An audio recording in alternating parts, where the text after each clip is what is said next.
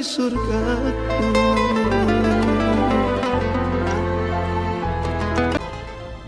Jadi kau pengen batalin perjanjian pranikah kita?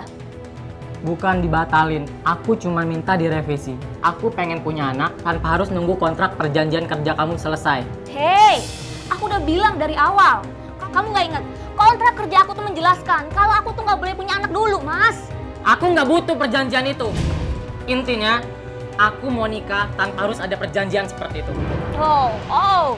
Jadi maksud kamu pernikahan ini batal, hah? Kamu tuh jahat sama aku. Kamu tega sama aku. Gimana nasib aku? Aku bisa malu sama wartawan. Kamu jahat sama aku. Gimana nasib aku depan wartawan nanti? Karena aku bisa gagal. Kamu tega sama aku. Udah, Mbak, cukup.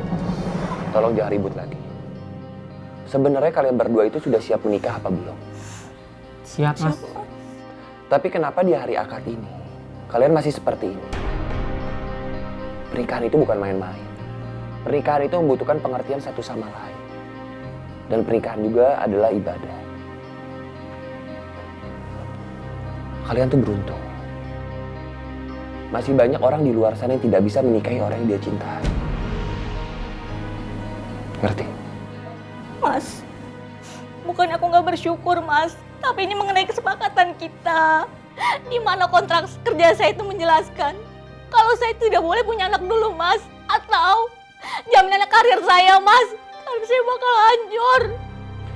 Mbak, salah satu kewajiban seorang istri kepada suaminya yaitu taat dalam segala hal di luar maksiat. Dan salah satu alasan menikah yaitu melanjutkan dan juga meneruskan keturunan. Bayangin, banyak sekali pasangan di luar sana yang sangat ingin memiliki keturunan, tapi belum diberikan oleh Allah. Tapi Mbak sendiri malah santai-santai menundanya hanya untuk kepentingan pribadi. Oke, kalau emang kontrak kerja Mbak sudah selesai dan Mbak ingin memiliki keturunan, namun Allah masih bete sama Mbak, dan bertahun-tahun Mbak tidak diberikan keturunan, bagaimana? Ngeri banget ya, Mas ya. Masa Allah bisa bete juga sama umatnya? Murka pun bisa, jangankan bete. Ya, nggak segitunya juga sih ya. Tapi kamunya juga segitunya kan sama Allah. Ingat, jangan pernah menyepelekan dan juga menentang rencana Allah. Dan yakinlah, jika kita terus menjadi muslim yang taat, Allah akan selalu merencanakan sesuatu yang indah untuk kita. Karena Allah tidak pernah salah dalam berencana, melainkan manusia yang sering melakukan kesalahan dalam berencana. Ngerti?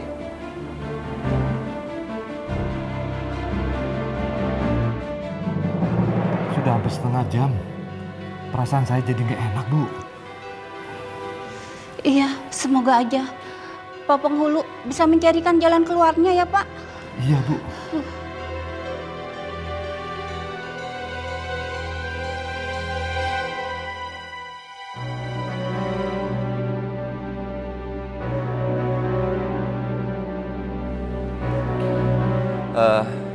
Baik. Sekarang kita bisa melanjutkan ijab kabulnya. Alhamdulillah. Iya, Ti. Jadi Pak Sandi dia udah ngehubungin gue. Dia bilang tanahnya akan tetap dijual asalkan nanti harus pakai uang lo jual rumah gitu. Aduh, please dong, Tin. Jangan ngaco deh. Lo mau tinggal di mana?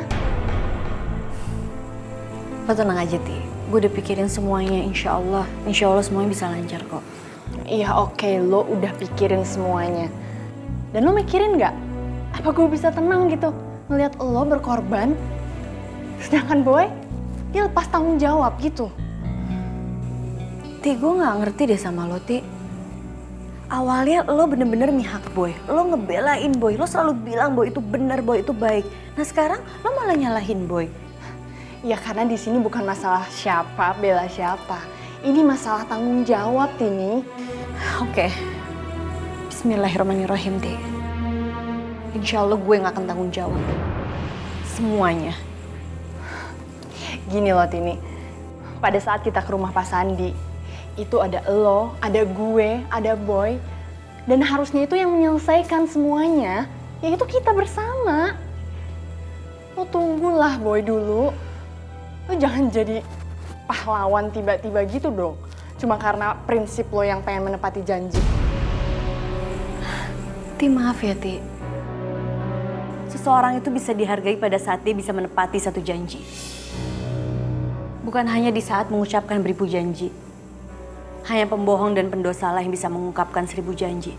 Tanpa ada niat sedikit pun untuk mewujudkan satu janji.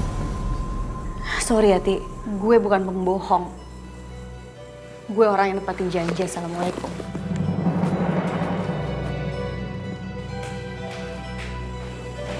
Waalaikumsalam.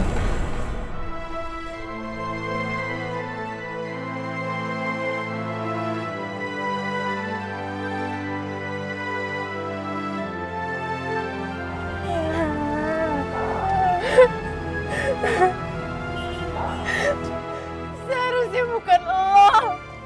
Bukan lo kan Tin yang berkorban untuk Boy, tapi gue.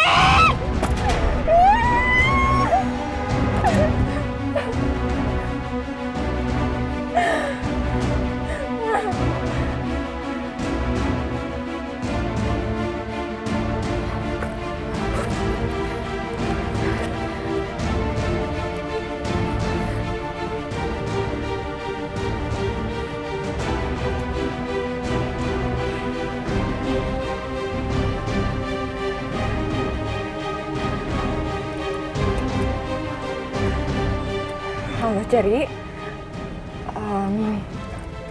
ya ini gue Risti. Boleh minta nomornya Ilham?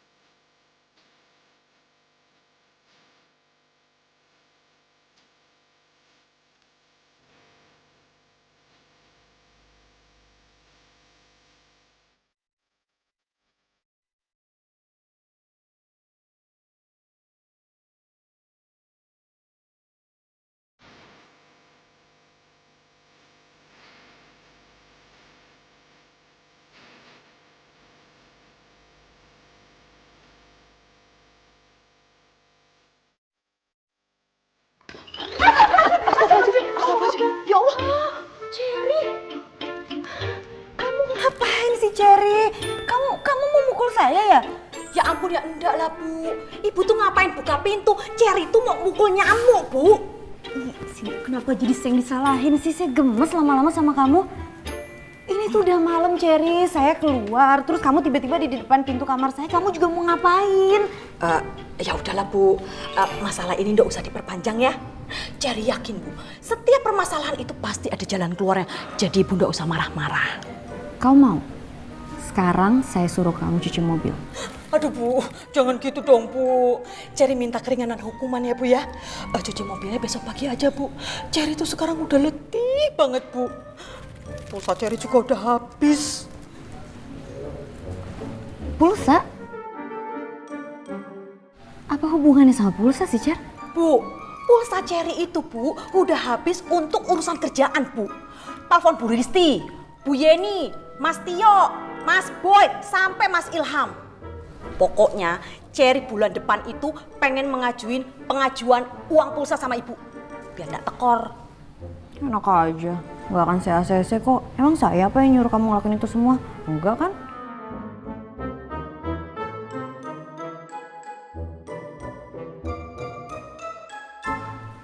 Ngapain masih di situ terus cemberut? Hah?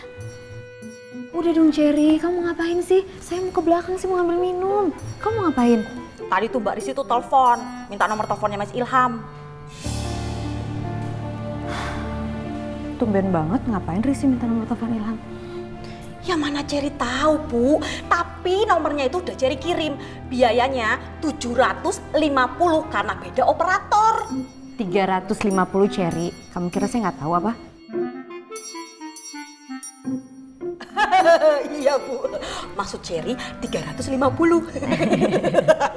Mulut saja kamu ambil untung.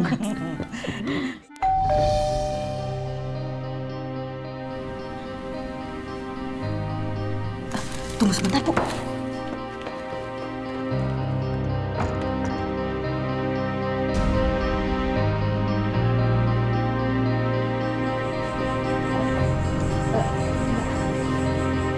Cherry, Kantini mana?